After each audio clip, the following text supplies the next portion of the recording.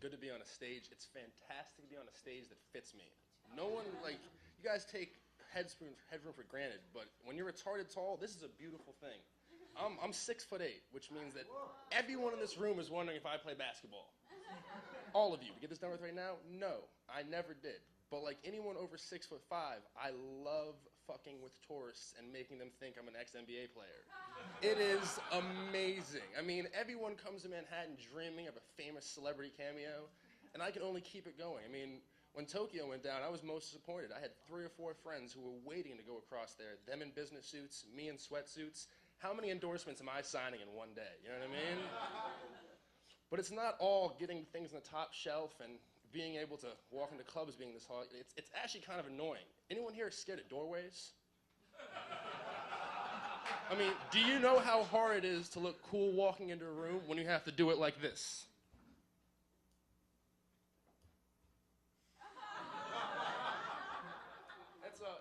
It's a whole lot of swagger that's hard to pull off. As you can see from my father, trees don't grow leaves on top of them. So that's the one plus side. Most people don't see this. You know what I mean? But it was kind of weird. I just turned 21 a few months ago, and my 21st birthday, I got a letter from Bosley Hair Treatment, which means that I either have a huge asshole for a friend, or they have the best business tactics ever. I mean, they are recruiting. You know what I mean? But they say it's a receding hairline. It turns out it all went to my back and stomach. So I'm not that nervous about it.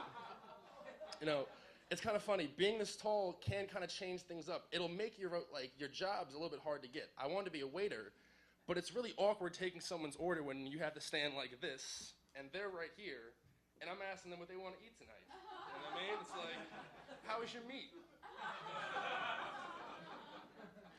Every club I go to, everyone thinks I'm a bouncer. It's like ridiculous. I was in Pasha last weekend. Someone walks up to me. I have purple glasses and a pink t-shirt on, and they seriously ask me where the bathroom is. I don't even know where I am right now. Okay? But it's really okay. Being this tall, you really can't look cool while dancing. You kind of look like those things they put in front of corny car dealerships, those big, blowy, inflatable things on the side of the highway. But I'm happy I'm at least from New York. Being a New Yorker, you kind of have to be this tall. We all have a little bit of cockiness. I don't care if you're a Wall Street banker or a 14th Street bum. You have more swagger because it's just the greatest city in New York. I mean, in the world. Think about that. I mean, shopping, entertainment, food, and sports. We have 11 professional sports teams. 11. How pissed off are you if you're a sports fan in South and North Dakota? They don't even have a WNBA team. That's like the lowest tier. All they have is old white men carved into signs and signs that let you know you finally left that state. The other thing is food. New Yorkers are the only people who walk into pizzerias anywhere out of the tri-state and tell them that they can't make a pie. Or tell a Chinese person from Connecticut that they have no idea how to make lo mein. I mean, how much balls do I have? I know Chinese dudes who can make better bagels than anyone in Boston.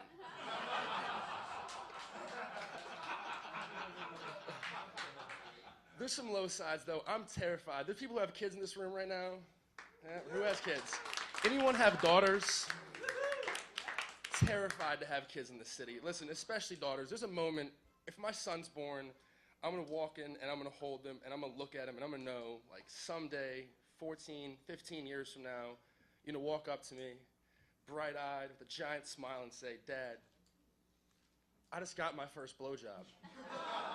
And I am going to know that my job as a father is almost complete. I mean, this man, he gives me fist bumps at this point. You know how fantastic that is?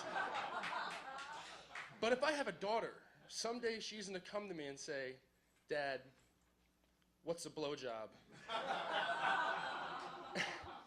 And I'm going to tell my wife that we're investing in a fantastic security system and homeschooling. Because at 6'8", I feel bad for any boyfriend who comes over. I've lied to lots of parents. I'm sleeping in the living room, and no, we're just going to the movies. And at the blame of it, it is technology. I mean, it used to be, if you find out the word penis, you ask your parents what it is, or the word sex, and they give you some little backhanded answer that really just tiptoes around it. Nowadays, you just have to use Google. I mean, the things you can find out. any parents in this room, go block that privacy setting. Because when they come to you and ask you what sex is, and you give them a terrible answer, they're gonna find out. And they're the coolest kid in the playground that day. Relationships are kind of crazy. It's almost impossible to have one with girls my age this day. I mean, they still have this crazy dream of Prince Charming, but the Nicki Minaj CD in their car just told me they're into ass to mouth. I mean, honestly, at this point, I've almost given up on it. I've actually come to the conclusion that 21-year-old men and 35-year-old women were meant for each other. Older women, you're fantastic. Okay? Some older women here have to be proud of the fact that you're the best people out. 21-year-old girls are kind of crazy. Older women have no false dreams of Prince Charming. You're 10 times more nurturing. You have just the best. I mean, listen to this. I met this girl, 35 years old. We went out, had a couple of drinks, went back to her house. Not only was it the most educational sex of my life, which is something to be said, but after we're done, she asked me if I was hungry, and she made me the best sandwich I've ever had. I mean, everyone loves a woman who cuts off the crusts, but when that Facebook request came and I accepted it, and I saw that high school graduation date for her and birth date for me matched up, it's not gonna work. How am I gonna bring a girl home when all she has in common with my mom are premenopausal cramps, hot flashes, and a crush on Sean Connery? Yeah, I'm Ian Wilson. Thank you guys so much.